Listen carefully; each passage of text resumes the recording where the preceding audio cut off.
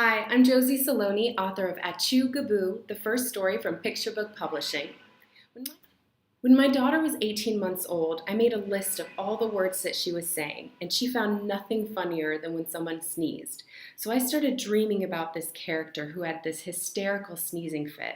My first drafts were scribbled out on the back of a napkin when I was stopped in rush hour traffic on my commute to work. I've always been a writer. I started my career in journalism, but having kids of my own and reading to them every night as I rock them to sleep really got me passionate about starting some fiction writing and getting involved in the children's publishing industry.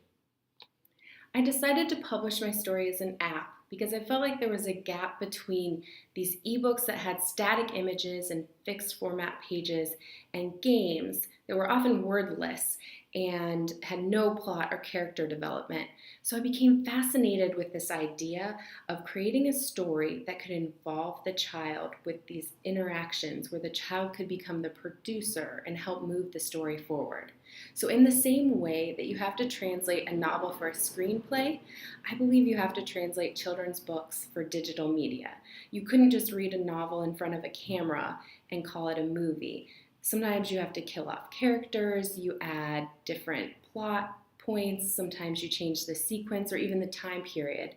But all of those things are done so that the story fits that medium.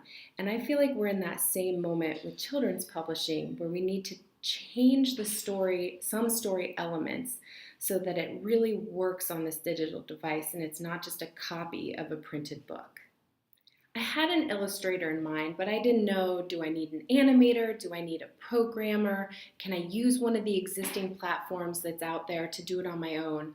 Ultimately, I contacted one of the universities in town, Carnegie Mellon University, and was able to work with a graduate student in their Entertainment Technology Center to build the framework.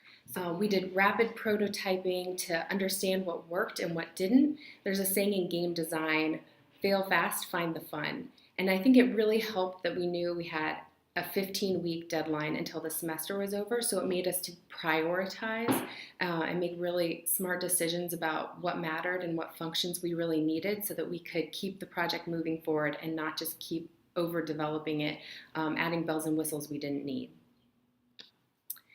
If I had one piece of advice for somebody considering a book app, it would be to push the format further.